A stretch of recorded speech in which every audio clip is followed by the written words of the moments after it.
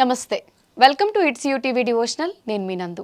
September మాసంలో ద్వాదశ రాశుల వాళ్ళకి ఏ విధంగా ఉండబోతుంది అనేది మనతో పాటు స్టూడియోలో జయేష్ శాస్త్రి గారు ఉన్నారు. గురువు గారితో మాట్లాడి మిగతా డీటెయిల్స్ అన్నీ తెలుసుకుందాం. నమస్తే గురువు గారు. శ్రీ గురుభ్యో నమః. శ్రీ మహాగణాధిపతయ నమః. శ్రీ మహాసరస్వత్యై నమః. హరి ఓం శ్రీమాత్రే నమః. వృశ్చిక రాశి వారికి సెప్టెంబర్ మాసంలో ఎలా ఉండబోతుంది, అలానే ఎటువంటి రెమెడీస్ చేసుకోవాలి, ఎటువంటి పూజలు చేసుకుంటే వీళ్ళకి బాగుంటుంది గురించి? వృశ్చిక రాశి వారికి సెప్టెంబర్ మాసం ఏ విధంగా ఉండబోతుంది? ఈ సెప్టెంబర్ మాసంలో వృశ్చిక రాశి గ్రహస్థితి చూసినట్టయితే ముఖ్యంగా నక్షత్రాదులు విశాఖ నక్షత్రం 4వ పాదము, అనురాధ నక్షత్రం 4 పాదాలు, జ్యేష్ఠ నక్షత్రం 4 పాదాలు వృశ్చిక రాశివి. గ్రహస్థితి చూస్తే వ్యయంలో కుజుడు, చతుర్థమందు రాహు, పంచమందు శని వక్రగమనము, అట్లనే అష్టమంలో గురుడు, 9లో శుక్రుడు, తదుపరి శుక్రుడు ఈ యొక్క 10వ రాశిలో సంచారం చేయడం, రవి కేతువులు బుధుడు 10వ రాశి నుంచి బుధుడు 11వ రాశిలో 13వ తారీఖు సంచారం చేయటం, కుజుడు 12వ రాశిలో సంచారం చేయటం వల్ల ముఖ్యంగా వృశ్చిక రాశి వారి గ్రహస్థితి చూసినట్టయితే రాహు చతుర్థంలో ఉన్నాడు. అర్ధాష్టమ రాహు ఎంతో శ్రమకి తగిన ఫలితాన్ని కలిగించేటువంటి మాసంగా చెప్పవచ్చు.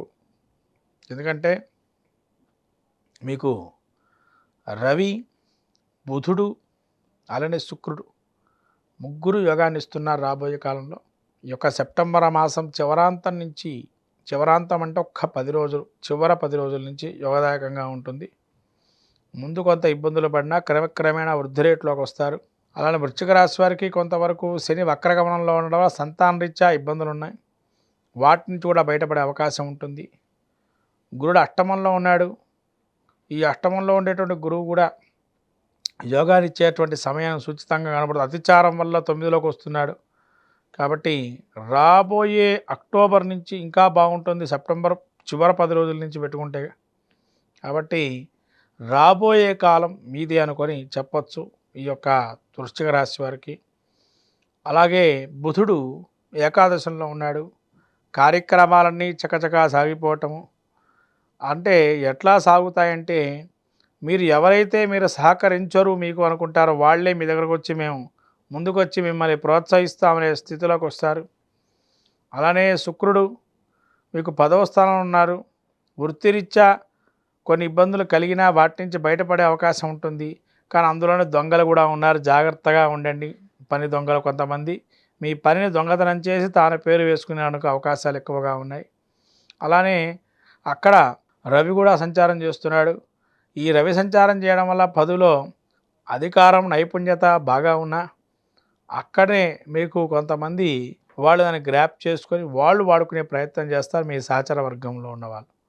కాబట్టి ఏదైతే మెయిన్ పాయింట్స్ ఉంటాయో కొంత వ్యాపారంలో కావచ్చు, ఉద్యోగంలో ఉండేటువంటి వారు కావచ్చు. అంటే ఉద్యోగంలో ఉండేవారు ఎవరయ్యా ఎక్కువగా అంటే యాప్స్ క్రియేట్ చేసేవాళ్ళు కావచ్చు, లేదా మీ సాఫ్ట్వేర్లో ఉండే రంగంలో ఉండేటవారు కొన్ని పాయింట్స్ ఉంటాయి. ఇవే చెప్పకూడని పాయింట్స్. అలాంటివి మీరు బయట వాళ్ళకి చెప్పటం వల్ల మీ యొక్క వృద్ధి రేటు డౌన్ అయ్యే అవకాశం ఉంటుంది. కాబట్టి అవి మాత్రం మీరు జాగ్రత్తగా పుణికిపుచ్చుకోండి. ఏదో అలా వచ్చింది చేశాను అని చెప్పుకోవటం మంచిది తప్ప వచ్చిందంతా విద్య చెప్పేస్తే మీకు వచ్చే పోస్ట్ కూడా వాళ్ళు కొట్టేసే పరిస్థితి ఉంటుంది. కాబట్టి జాగ్రత్తగా ఉండండి వృశ్చిక రాశి వారు. తర్వాత విద్యార్థులకి యోగదాయకంగా ఉంది. సినీ రాజకీయ ప్రముఖులు ఎవరైతే ఉన్నారో కొంత క్రమక్రమేణా పైకి వస్తుంటారు. ఒకటేసారి పైకి రాకపోయినా కొద్దో గొప్ప పైకి వస్తున్నారు. రాబోయే వినాయక చవితి రోజుల్లో వినాయకుని అర్చన, అలాగే దసరా నవరాత్రుల్లో అమ్మవారి యొక్క క్షేత్రాన్ని దర్శనం చేసుకోవటం వల్ల మంచి ఫలితాలు, కుంకుమార్చన లాంటివి చేయటం వల్ల, అందులో రాహు చతుర్థమందు ఉన్నాడు కాబట్టి అర్ధాష్టమ రాహు కాబట్టి దగ్గరలో ఉండే గ్రామదేవత కావచ్చు, అయితే శక్తి దేవత క్షేత్రాలకు వెళ్ళి దర్శనం చేసుకోవడం, కుంకుమార్చన కార్యక్రమాల్లో పాల్గొనడం వల్ల మంచి ఫలితాలు ఉంటాయి. అలానే గణపతి కూడా మీకు ఈ దశమ స్థానంలో ఉన్నాడు కాబట్టి స్థానచరణాలు కానీ ఈ పని దొంగల వల్ల బయటపడటానికి గణపతిని ఆరాధన క్రమంలో పెట్టుకోండి, ఖచ్చితంగా ఫలితాలు ఉంటాయి. ద్వాదశంలో కుజుడు ఉన్నాడు. ఇంట్లో కానీ బయట కానీ ఎక్కడైనా యంత్ర పరికరాలు వాడేటప్పుడు జాగ్రత్తగా ఉండండి.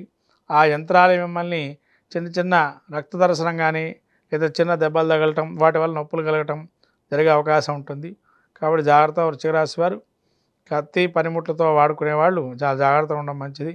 ప్రయాణాలు చేసేటప్పుడు జాగ్రత్తగా చూసుకోండి. మీ వాహనం అయినా పక్కన వాహనం అయినా కానీ, ఎందుకంటే ఎంత జాగ్రత్తగా వెళ్ళినా మిమ్మల్ని ఢీకొట్టే అవకాశం ఉంటుంది. జాగ్రత్తగా ఉండడం మంచిది. వృశ్చిక రాశి వారికి మొత్తం మీద పూర్వార్ధం ఉత్తరార్ధం బాగుంది పూర్వార్ధం కన్నా.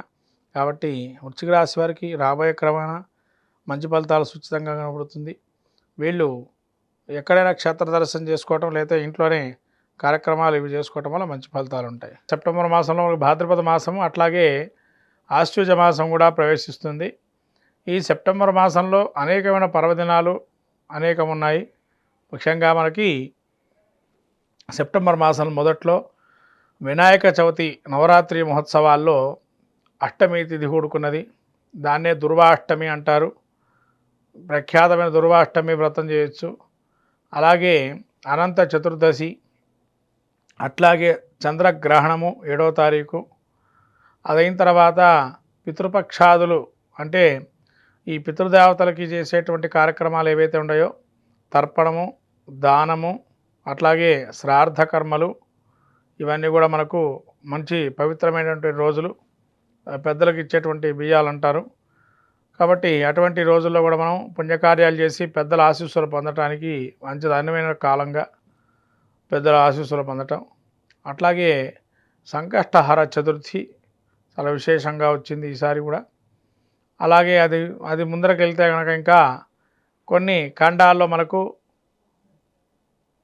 ఈ యొక్క ఖండాగ్రాస అంటే కొంత ఎక్కడో కనబడుతుంది. ఖండాగ్రాసం అంటే అట్లాంటిక్ మహాసముద్రం, పసిఫిక్ మహాసముద్రం, ఆస్ట్రేలియా, పెరు అలాంటి దేశాల్లో, అట్లాంటికా, అంటార్కిటికా అలాంటి దేశాల్లో కనబడుతున్నాయి, సముద్రంలో కనబడుతుంది. కాబట్టి సూర్యగ్రహణం మనకు పాటించే అవసరం లేదు. ఈ దేశాల్లో ముఖ్యంగా న్యూజిలాండ్, ఆస్ట్రేలియా ఉండేవారు తెలుగు వాళ్ళు ఎవరైనా ఉంటే పాటించాలి. సమయాన్ని కనుక్కొని పాటించి దాని నియమాలు దానికి సంబంధించినటువంటి చేసుకోవటం మంచిది. అలాగే ఇంకా ముందరికి వెళ్ళినట్టయితే మనము దసరా నవరాత్రులు, దేవీ నవరాత్రులు అంటారు. ఈ దేవీనాథులు చాలా అపూర్వమైన శక్తి సామర్థ్యం ఇచ్చేవి మనకి. అమ్మవారి అనుగ్రహం కరుణా కటాక్షాలతోని సకలమైన కార్యాలు విజయం సాధించడానికి సాక్షాత్తు అమ్మవారే కనకదుర్గా స్వరూపంగా మనకు విలసిల్లేటువంటి ఈ నవరాత్రులు దుర్గా స్వరూపంగా. దుర్గా అంటేనే అనేక దుఃఖాలు పరలద్రోలి మనను అనుగ్రహించేటువంటి తల్లి దుర్గామాత. కాబట్టి ఈ దుర్గా నవరాత్రులు అని అంటారు వీటిని. ఇక్కడ మనము ఇంకొక పేరు ఏంటంటే ఈ ఆశ్వయుజ మాసంలో వచ్చే నవరాత్రులకి